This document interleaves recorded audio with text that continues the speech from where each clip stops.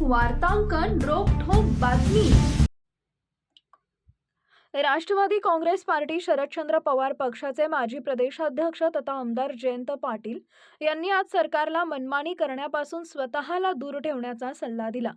प्रत्येकाचा टाइम बदलत असतो, प्रत्येकाची वेळ सारखी नसते, त्यामुळे कोणत्याही प्रकरणात मनमानी करू नका असं ते म्हणाले।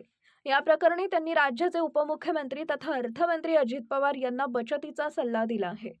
जयंत पाटील यांनी आज चालू आर्थिक वर्षाच्या पुरवणी मागण्यांवरील चर्चेत सहभाग घेतला। त्यात त्यांनी कन्सल्टंट नेमण्याच्या पद्धतीवरून सरकारला खडे बोल सुनावले। ते म्हणाले, ई गव्हर्नन्स 25 कोटीची तरतूद करण्यात आली आहे। हा प्रोजेक्ट बनवण्यासाठी IT कन्सल्टंट नेमण्याचे पेव आता सर्व विभागात आले आहेत।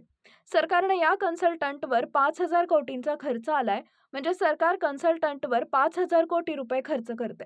पण साधा शिपाई भरती करण्यास सरकार नकार देतं।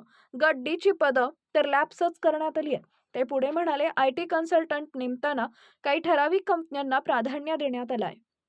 ते IT कन्सल्टंट IT प्रोजेक्टसह सर्व क्षेत्रात शासनाला सल्ला देतात। या सल्लागारांचं शिक्षण तरी त्या क्षेत्रातील असावे, पण मास मीडिया केलेला सल्लागार मेट्रो प्रकल्प कसा राबवला पाहिजे याबाबत सल्ला देऊ शकतो का, हा चिंतेचा व आश्चर्याचा प्रश्न आहे। पण त्याची नेमणूक सल्लागार म्हणून करण्यात आली आहे, हे कुठेतरी थांबलं पाहिजे। म्हणजे कुणी विचारत नाही, विरोधी पक्ष फार बारीक झालाय म्हणून मनमानी किती करायचं। शेवटी हे सर्व रेकॉर्डवर राहतं। प्रत्येकाचा टाइम बदलत असतो, प्रत्येकाचा टाइम एकसारखा नसतो, त्यामुळे ज्या काही गोष्टी आहेत त्या सावधपणे केल्या पाहिजेत।